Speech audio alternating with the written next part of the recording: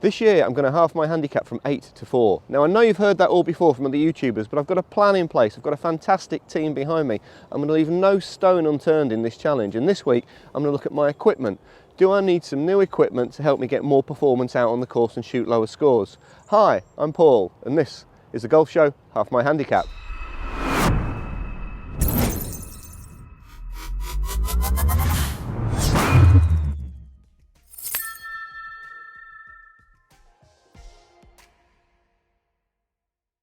Hey everyone, welcome to this episode of Golf Show Half My Handicap. I'm 50 this year, so I've set myself a challenge of halving my handicap from 8 to 4. Now I know that sounds like a tall order, but with a bit of focus in the right areas, I'm sure I can do it. I've got some great coaches on board, a data scientist company, nutritionists, PTs, physios. I'm going to leave no aspect of my game uninvestigated. I'm going to look to get every ounce of performance out of my game. In this episode, I want to look at my equipment. I've had my PXG irons for about 3 years, I've had the Fairways for about 2 years, the driver's fairly new, but when I hit it, I just don't feel I'm getting as much distance as I should compared to some of my buddies. So we're going to go down to Ping at Gainsborough and we're going to try the G430 driver, the I230 irons, both of which I've reviewed on this channel recently and I thought were fantastic. I've never had Ping clubs before other than a putter, so I'm really excited. So let's head down to Gainsborough and start this episode off. But before we do that, stay tuned to the end because I've got a tip that's really inexpensive that I think will give you an extra 10 yards off the tee. As the guys that draw more circles pointed out, I need to be a bit more consistent. So I know it's me, but could some new equipment help me out on my challenge? We're losing strokes, we're losing 4.48 in drives, 3.17 in approaches, 1.64, and short game is 0.3 in putting. Now, what we've done is, I've got some good news for you, mate. There is a potential opportunity to improve by 6.26 strokes per round by improving in 3 areas. Okay. So that in theory will allow you to achieve your goal of getting down to that kind of 4. So that's drives, short game 21 to 60, and then putting under 7 feet. Okay, so the day's finally here. I'm down at Ping in Gainsborough. I'm going to have a fitting. I originally booked this 8 weeks ago to have a fitting for the I230 irons. It's a non-commitment fitting, 25 quid. You don't have to buy the clubs if you don't want to, but since then I've tried the G430 LST driver, which I think is amazing. So I think it's highly likely I'll be placing an order for some new kit soon, and there could be a new What's in the Bag coming out on the channel. Okay, it's time to go warm up and then I'll go for my fitting.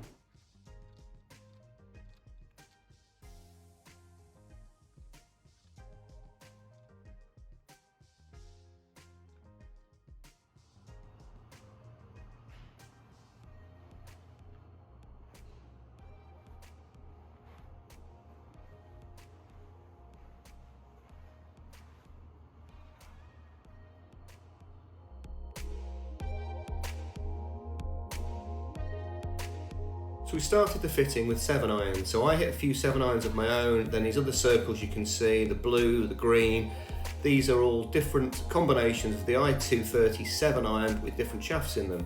My own shafts in my PXG clubs are half an inch longer, they're 3 degrees upright, and they're carbon as well because I had a really bad tennis elbow when I was fitted, so we were worried about changing too much stuff. It was really interesting getting all the details from TrackMan, lots of information there, and thankfully Paul's an expert in that to help me. So we decided that the best shaft for me was the Nippon Pro Modus Tour 105, but in a regular shaft.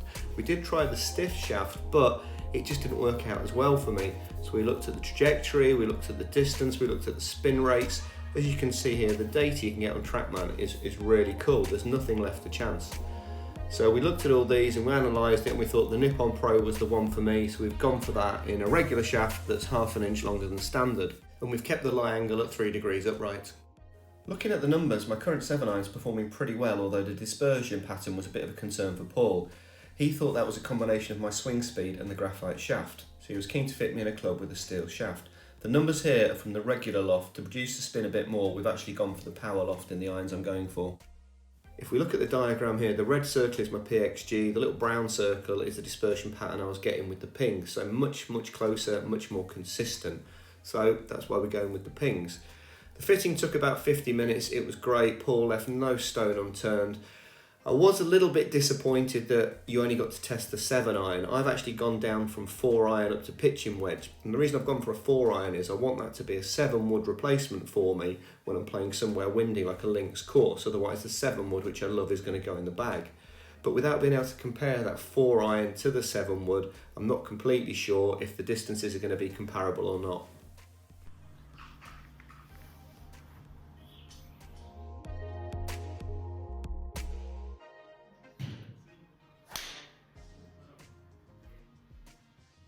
Next, it was time to fit me for the G430 driver. Because I previously tested all 3 models, I was pretty sure the LST was the one for me, and after a few shots, Paul agreed. The blue circle here is the dispersion pattern from my PXG driver. The brown circle, as you can see, has gone further and got a closer dispersion, was from the LST. I hit the ball quite high, so the LST wasn't flying as high, it was coming in with a shallower landing angle and running out a lot more. After we then decided the LST was the one to go for, we looked at different shafts and we looked at the weights at the back of the head as well, which you can change when you're there with ping. Some fantastic numbers with the 9-degree LST with a lighter weight set in the draw setting. Really happy with those gains. If we then compare the numbers against each other, the ping is giving me on average 1000 RPM less spin. It's not going as high and it's coming in at a shallower landing angle, so it's going to run out more, and all that adds up to a massive 24 yards of gain. So that's something I can't overlook. We all need the yardage, and with the ping as well, I'm getting that tighter dispersion panel. So this is looking like a no-brainer.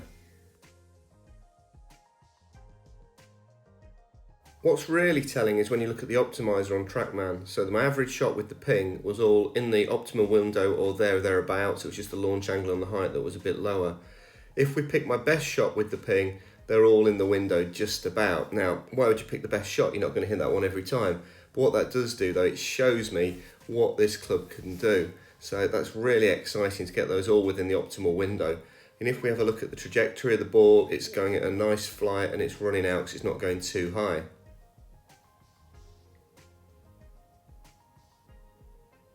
So that's really exciting. If we then look at the PXG, if we take the average, you know, ball speed is way below the optimal window and spin rate is way above. So that was some of the problems that we're obviously seeing. Again, if we look at the trajectory, it's dropping way short out of that. If we pick the best shot out of the PXG, again, 4 out of the 5 are outside the optimal window. It's not looking good for my PXG.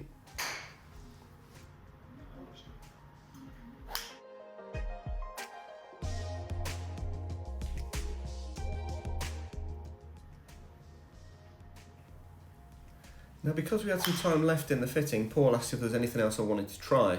So I thought I'd have a look at the Fairway wood. So this was the 3-wood. So we compared this to my existing PXG. The PXG is the purple circle you can see there, the ping is the red. Now, whilst the ping was slightly better, it was only very slightly. I didn't really come to ping in the market for a 3-wood, so I'm reasonably happy with my 3-wood. I love my 5-wood, they're both from the same set of PXGs. So I've decided, with Paul's advice, I'm going to stick with my current 3-wood for now. As you can see, the numbers, the gains are only marginal, and you know, you're spending a lot of money, so maybe that could be a Christmas present. We even then had time for a ball fitting. I had a great time with Paul, he's a really nice guy, and I think the smile on my face in this picture says it all. Wow, that was fantastic. An hour and a half with Paul. Paul's fitted me before for a putter, so it's always nice to see a friendly face again. We went through the irons, we went through loads of different shafts, different grips, different weights. That was really interesting. Went for the G430 LST drive, had a little play with the weights in there as well, which made a hell of a difference. Even tried the fairways, which I really liked, but I was hitting my own fairway quite nice, so I'm going to stick with that. So, the order's placed. There's some new irons and there's a new driver on its way. I better get home and tell Rachel the good news. At the start of this episode, I promised you a quick and easy, cheap tip that could give you an extra 10 or 15 yards, and that is peg it up higher. During the fitting at Ping, where we were using these pink Castle tees, I was hitting the ball quite low off the face. Now, I don't normally use these tees. I hate plastic, as you know, but I would use a white bamboo tee about the same height as that. Obviously, with the driver, you're meant to hit up on the ball. So we put these tees in. All of a sudden, I'm getting an extra 15 yards. So why not, next time you're out, get some of these higher tees and just see how it goes. Tee it high, let it fly right. And the good thing is, these are bamboo. They're selling these in the pro shop here at Fulford, so no more of these nasty plastic things. Wooden tees, please, guys. Wow, so there's some new hardware coming my way, and I've just had a call from the pro shop to say they've had a delivery. I was fitted at Ping exactly 7 days ago. My friend who got fitted at the same time, his clubs arrived on Tuesday night, but he's gone for the standard grips. I've gone some grips that Ping have had to order in, so 7 days for shipping is really cool. The fitting was fantastic. I learned a bit about my game. Using that higher tee is going to make a difference as well. Wow, so some new clubs are coming my way. It's a shame. I've loved playing the PXG driver. I've loved the PXG irons, but as you can see from the performance, it's time for a switch. You know, I think every few years it's worth having a look at equipment. You know, new technology evolves. I guess an occupational hazard for a YouTuber reviewing golf clubs is, you know, I'm going to have a few different things going in the bag all the time. I get a lot of stick from the guys that, is there another what's in the bag coming out this week, Paul? Well, guess what? There's a what's in the bag coming out next week. Okay, I really hope you enjoyed that episode, guys. This is part of my journey to half my handicap. So now we've got the equipment sorted, we now need to look at the body and see what we can do there. Hope you enjoyed it. If you did, give us a like. If you really enjoyed it, give us a subscribe, and we'll see you next time on The Golf Show.